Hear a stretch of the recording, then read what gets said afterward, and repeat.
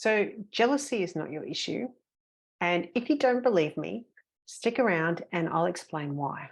I'm Lisa Jane, and I'm all about introducing a new emotional technology to help people with their relationships. One of the big things that I hear a lot from my clients is that they feel really jealous.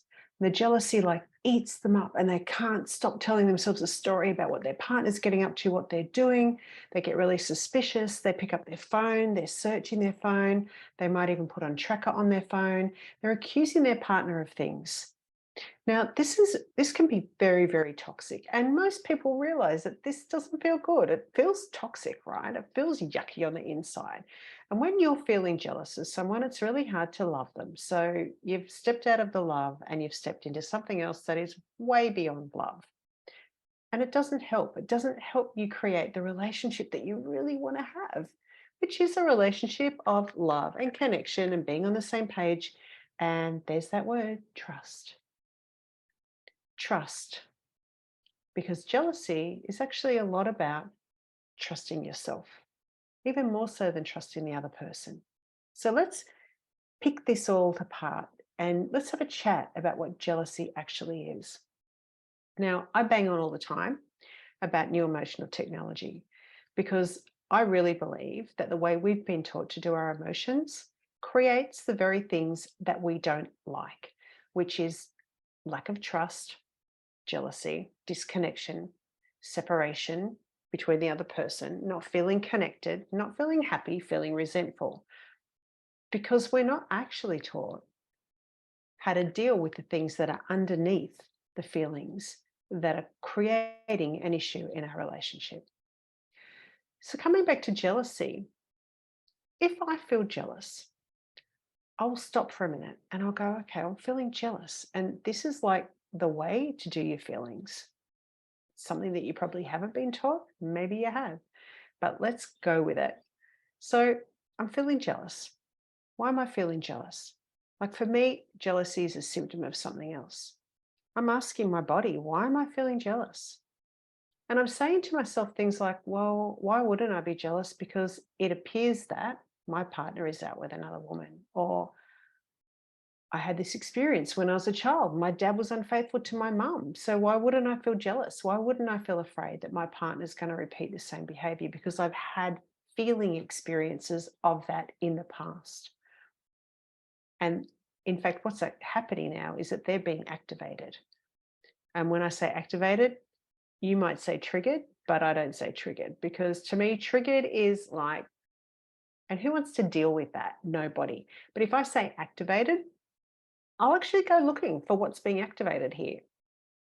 So if I'm feeling jealous, I'm like, well, why am I feeling this? Like, it's no wonder I'm feeling this, but what is this all about? This is an opportunity for me to get to know myself a bit better and actually understand where this feeling of jealousy comes from so that I can start to do something about it because you can't fix jealousy. You can try as hard as you want, and you've probably experienced this. I don't want to be jealous anymore. I hate being jealous. I'm a jealous person. And where has it got you? Probably not very far. So let's find out what's underneath it. And for me, when I go deep into jealousy, I start to go, oh, this is about me actually not feeling good enough. Maybe I'm not as pretty as what she is, or maybe I'm scared that he's not going to want me anymore, or maybe I'm afraid of being alone, or maybe I'm feeling insecure, are all really valid feelings. And often I will get to, I don't feel good enough. This is about me not feeling good enough. It's actually not about my partner doing the wrong thing. It's because the wound in me, which is that feeling of not good enough, which I've probably held on to most of my life, is being activated by his behavior. His behavior is activating the not good enough in me. And that feels like a raw wound. Like it feels really horrible when it's activated. I feel really vulnerable. I feel very helpless because that's exactly what happens. It flicks me back into the first time that I felt that feeling, which I was probably a kid. So the feeling that I'm feeling feels very like a child. And the helplessness that I'm feeling is like what you feel when you're a child, right? You don't have any resources to deal with what's happening. And the way you react, well, it's pretty much like a kid too, right? Because I'm in my kid feeling like I'm not good enough and I'm acting like a child because I don't actually know what else to do. I don't actually know what to do with that feeling of vulnerability and helplessness. So I'm becoming reactive.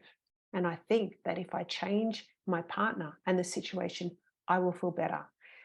But I'm here to tell you that that is old emotional technology, which really doesn't get you anywhere. So, in this new technology, you're going to start to look for what's going on underneath. And if, like me, you came to the place where it's like, oh, this is about my not good enough, I'm then thinking, well, how can I do something about that so that I can feel empowered again in this moment? So, for me, I might go in and I might pay attention to the little girl in me that's feeling not good enough. And I might put my arms around her and I might bring her in and I might hold her tight and say, you know what? You're safe now. I'm here. I love you. I might do something that makes me feel really good. I might actually acknowledge the things that I've achieved in my life. I might pay attention to, the things that I'm really proud of because the more I love myself and I feel my own worth, the more I'm filling that cup of not good enough. I might have something that I love to do that makes me feel like I'm just in flow. For one of my clients, it was surfing. When she remembered how good she felt out on the waves, that would actually fill her cup. She felt so amazing in that moment.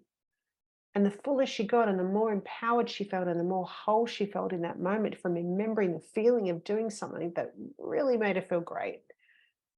All of a sudden, she found that she was back in this place of feeling empowered. Now, when I bring myself back to that place, I'm looking out from my power. I'm looking out from a place of wholeness. I'm not looking out from my wound anymore. Remember, my wound is not good enough, which is like a separated part of myself which feels helpless and doesn't have any resources to deal with that situation. I've brought that part of me back in, and now I'm sitting in my wholeness. And now I feel pretty good. And I'm back in my wholeness, and I'm looking out at the situation, and I'm able to make an assessment now. Is my partner's behavior respectful of our relationship? Is it me? Do I need to actually say something to him that might help him to understand what I would like to feel in relationship? And it could be that he has an old wound that keeps him doing things that really don't serve him so that he feels validated, so that people give him attention, like flirting. I might have to have a conversation with him and say, you know what, when you do that, it makes me feel that I'm not important to you. And one foot you've either got both feet in your relationship or you don't. And that's just how it is. If he's got one foot over there trying to get attention from another female and he still wants to be with me, I can't feel emotionally safe.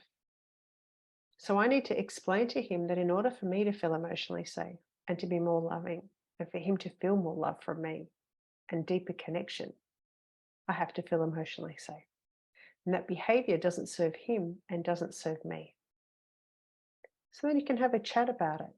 But the thing is, I can't do anything about what's happening when I feel powerless and helpless.